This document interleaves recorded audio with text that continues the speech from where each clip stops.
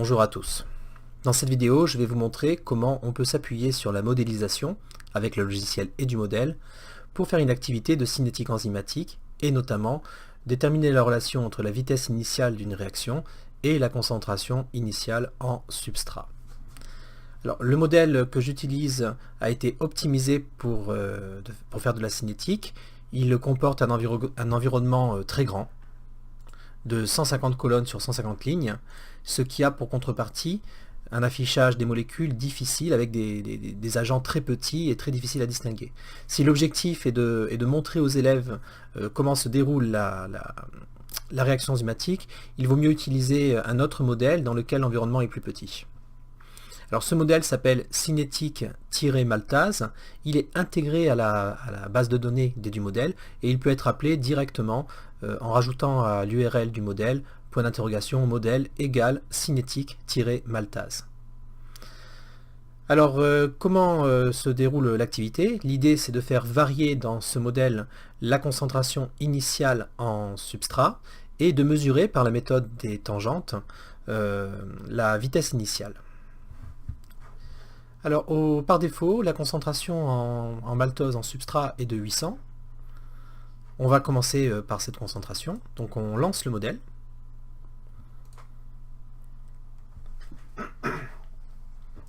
Donc notez qu'il y a 200 tours de chauffe, ce qui signifie que le modèle ne commencera à être pris en compte dans le graphique qu'après 200 tours à vide en quelque sorte. Alors ceci, en fait, ces tours de chauffe, ça permet d'éviter les artefacts liés au démarrage. C'est-à-dire qu'au démarrage, toutes les enzymes sont libres et on a une vitesse très rapide. Pour éviter cela, on fait tourner le modèle à vide pendant 200 tours de façon à gommer cet artefact. Comme on le voit, la courbe a un aspect assez irrégulier. On peut améliorer ceci en la lissant. Alors il faut cocher lisser. Et on peut augmenter la force du lissage en mettant 99 par exemple. Mais plus le lissage est fort, plus on perd le début de la courbe. C'est un algorithme de lissage qui repose sur une moyenne mobile. Et si on choisit 99, ça veut dire que les 99 premières valeurs ne sont pas affichées puisqu'on prend une moyenne mobile sur 99 valeurs. Donc moi je vous recommande fortement de lisser la courbe au maximum, 99 étant la plus grande valeur. Alors, petit rappel de l'interface du modèle, il est possible de changer l'échelle horizontale du graphique. Voilà, si on souhaite avoir plus de confort pour mesurer la tangente. Il est également possible de changer la taille du graphique. Donc ici, avec le curseur, je regarde quelle était ma valeur, la concentration initiale au début de mon graphique, 718. Et dans un tableau Excel, je reporte cette valeur, 718. Maintenant, avec la méthode de la tangente, je vais déterminer la vitesse initiale de la réaction. Alors, EduModel intègre une fonctionnalité qui permet de tracer des tangentes. Il suffit de cliquer avec le bouton gauche, de laisser appuyer et de tirer voilà, avec la souris de façon à avoir une tangente. Et donc on a le coefficient directeur de cette droite qui est de moins 0,1773. Donc la vitesse, ce sera 0,1773. Ici, pour être rigoureux, ce serait la vitesse de disparition du substrat. On peut prendre également la vitesse d'apparition du produit, si on souhaite. Ça revient au même. Voilà, je viens de déterminer la vitesse de disparition de mon substrat, la vitesse initiale. J'étais à 800, je vais maintenant je vais diminuer de moitié la concentration de mon substrat, je passe à 400. Je relance mon modèle. Les tours de chauffe sont passés. On peut accélérer l'animation pour avoir plus rapidement un graphique exploitable. Donc, pour une valeur initiale de 343,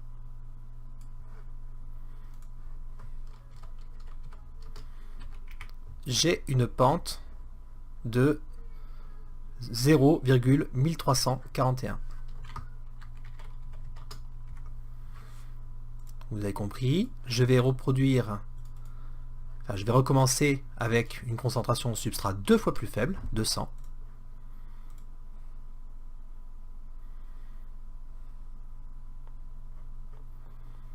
Je vais faire varier un petit peu l'échelle horizontale pour mieux voir, voilà.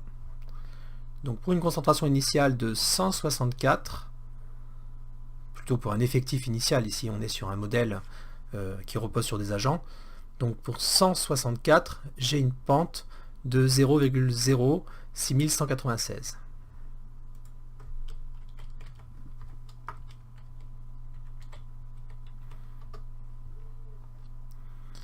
Alors, on peut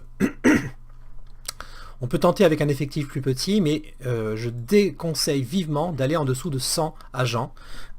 En dessous de 100 agents, on aura un effet lié à la discrétion du nombre d'agents. On risque d'avoir une courbe en escalier.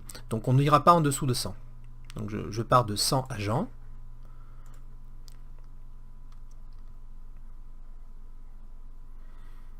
Voilà.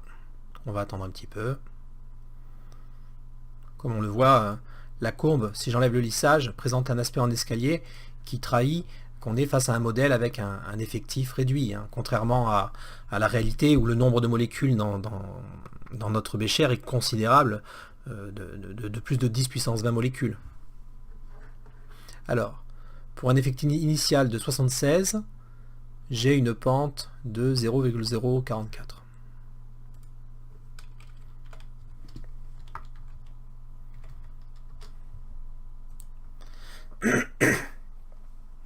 Alors, si je veux tracer un graphique, il me suffit de sélectionner mes colonnes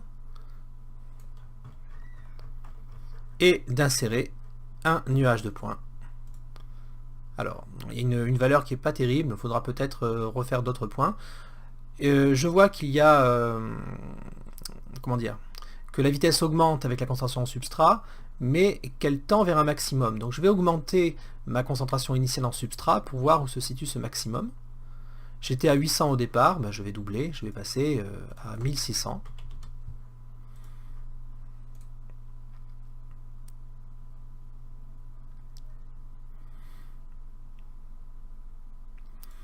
Donc pour une concentration initiale de 1516, j'ai une tangente dont la pente est de 0,2418. 1516, 0,2418. Et je vais doubler une dernière fois, je n'irai pas au-delà. De 1600, je vais passer à 3200. Au-delà de 3200, le modèle commence à saturer. Là, on voit à l'écran, il y a un moment où il n'y a plus d'espace pour créer les produits et le modèle commence à donner des résultats aberrants. Donc ne pas aller au-delà de 3000. Donc là, ce sera ma dernière valeur.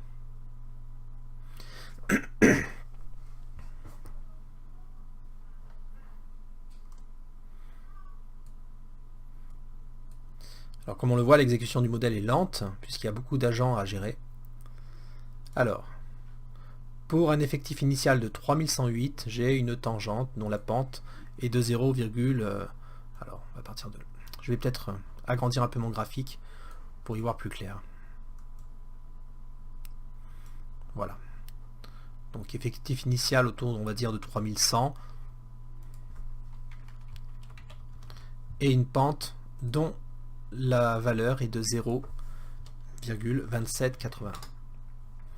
Voilà, on commence à voir l'aspect de notre courbe. Il n'est pas possible de la construire automatiquement avec Excel, à part bien sûr de demander de relier tous les points entre eux. Par contre, ce qu'on peut faire, c'est augmenter le nombre de mesures.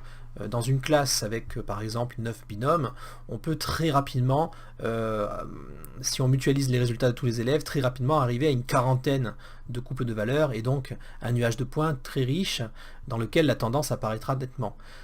Comme c'est un modèle qui repose sur des agents en effectif relativement réduit, il est normal de ne pas avoir une courbe parfaite et d'avoir des valeurs parfois un peu décevantes comme ici, autour de 200 à 164. Alors par exemple ici j'aimerais bien rajouter un point autour de 2200 par exemple. Donc je vais modifier mon effectif, je vais mettre 2200. Voilà, ça va améliorer la lisibilité de mon graphique. Alors bien entendu, on ne commence pas exactement à 2200 puisque les tours de chauffe et le lissage auront consommé une partie des agents. Donc là, pour une valeur initiale autour de 2100, j'ai une pente de 0,2796.